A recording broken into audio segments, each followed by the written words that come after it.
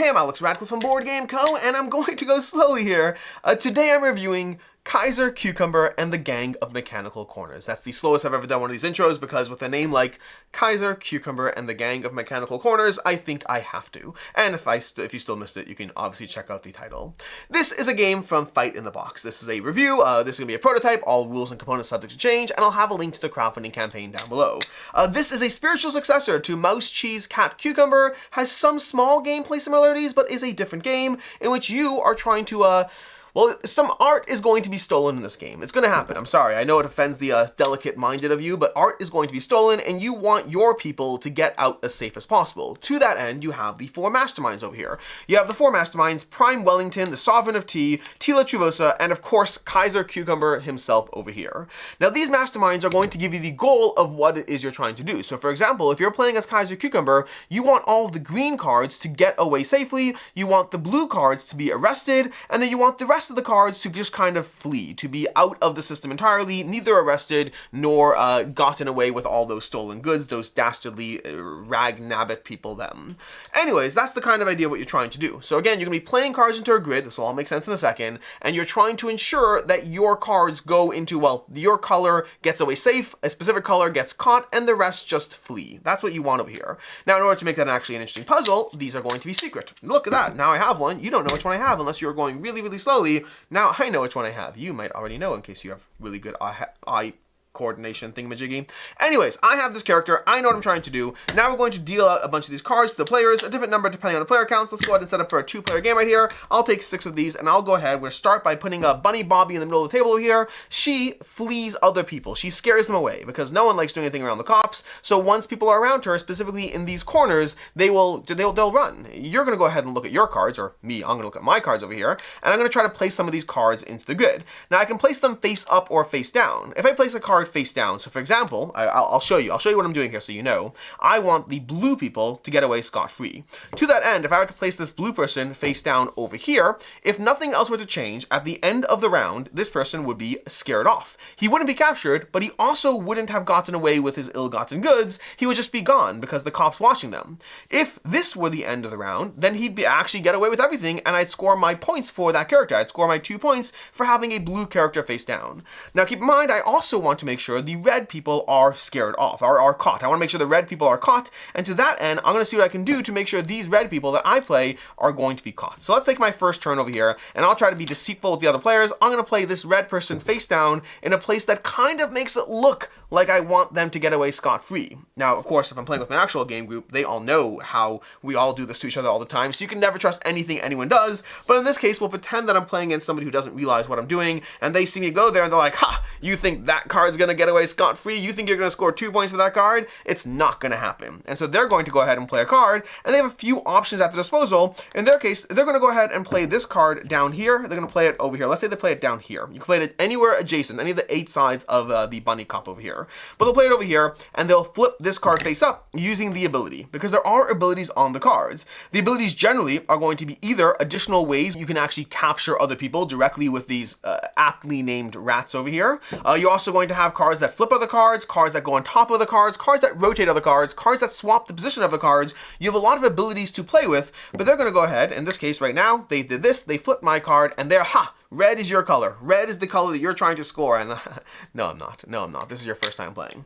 Anyways, we're going to go back to my hand over here. I'm going to try to figure out what we want to do next. So I'm going to look over here. Now, I don't know for sure what they do and don't want to do, but I'm assuming that green is not their color of choice, because if it was, they probably wouldn't play a green card as their face-up card. They'd probably use something else to get that done. So I'm not as worried about green. And remember, I am trying to capture red. So they're probably yellow. Yellow might be who they are. Obviously, I haven't even looked who they are, so it's all random. But either way, let's go ahead. And if they're yellow, why don't we place this over here to capture, no, we know what we want to capture red, right? Well, red's going to be captured because anything face up at the end of the round is inherently captured. Anything that the rats point to or is face up gets captured. Anything that the bunny bobbies point to is going to scare off, and then anything face down is what's actually going to score. So for example, right now, let's go ahead and let's place this blue one over here, okay? Because this one looks like it's going to be scared off. Now, we don't know what they're going to do or not, but we'll still kind of play our hand a little close to our chest over here. continue to throw them off, knowing we have the ability to swap the locations of cards. This player will look at their hand, they'll take a look, and they'll see, and they'll be like, you know what, I don't know what they want over here, but you want it scared off. Now keep in mind, scared off happens before capturing. So for example, if I have to place this down over here, that wouldn't help me because it wouldn't help them, because this card would be scared off before it got captured. So that has no impact on anything. But in their case, maybe they'll go ahead and they'll place this one face down. Back to my turn. I don't know what their goal for that is, but now here's what I'm going to go ahead and play. You know what? Let's go ahead and play this down over here. Although this one has to be scared off, so I can't actually, I can't really get them well. You know what? We're going to go ahead and we have two swap locations. So I'm going to place this face up and then swap this location to over there where they're going to be scared off by the bunny bobbies over there. Back to their turn, and I think you've had a general idea of what's going to go on here. Now there's a few other things to go through. First of all, players are going to play until they've gone through all their cards. Once they've done so, you're going to resolve the current board situation. So for example, if this were the end of the round, right now, actually let's try to put a few more cards out. Let's pretend I got a chance to play this over here to swap the position of two cards because I want to show you like all the various ways this can play out. So right now, if this were the end of the round, the first thing that would happen is these cards will be scared off. So scared off, scared off, scared off over here. They got scared off by the bunny bobbies over here. Then these cards are face up and will be captured, and this card will have gotten off scot-free, and that's going to go towards the points you have. The cards that got scared off will get shuffled back into the deck to come out in one of the later rounds, because I didn't tell you this part, but you are going to be playing 3 rounds of the game before scoring. So that's going to be the way the round itself scores. And again, you'll have your secret goal as far as how you're scoring amongst everything else. It's worth noting, you get 2 points for every one of your cards that gets away scot-free. You get 1 point for every card of the color you want to get captured, and you get 3 points if you have the most of the remaining 2 colors in the deck. So it's not per card, it's for the most of the remaining 2 colors. And speaking of which, while we're on her, at any point in the game, you can reveal your mastermind to get an ability in the game. Activate a face-up criminal, then flip it face down. That could be a strong ability, but if you do this too early, everyone knows who you are and what you're doing, and suddenly it's easier to get in the way and stop you. So you do want to utilize this ability so you can get like a really cool, awesome move, but also you need to be mindful as to when it happens. That is how you play Kaiser, Cucumber, and the gang of McChanicle Corners. That's how you play this game, which means it's time for my review. One other thing, as you escalate in rounds, you're going to add more of these little mini bunnies to the round. Also worth noting, when these guys flip, they flip and point in different directions, making them more interesting as far as the different ways they can do things in the game.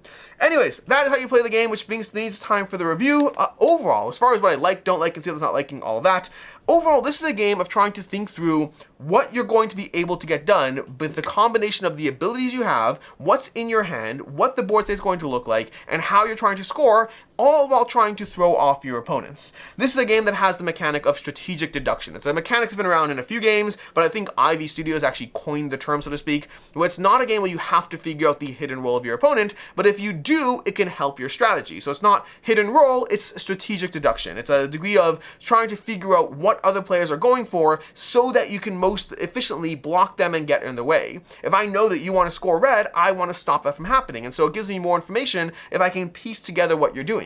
And so there's a little bit of subterfuge as you try to throw people off their tracks, a little bit of getting in their heads as you place things down in spots where you don't care what happens to them and you watch them spend time, effort, and energy trying to stop that, and then a whole lot of abilities in your hand as you try to figure all of that out. So overall, it's a fun game of a combination of abilities which gives you a lot to think about, plays pretty quickly, pretty easy to understand, teach, and play, all of that. So those are the good things about the game.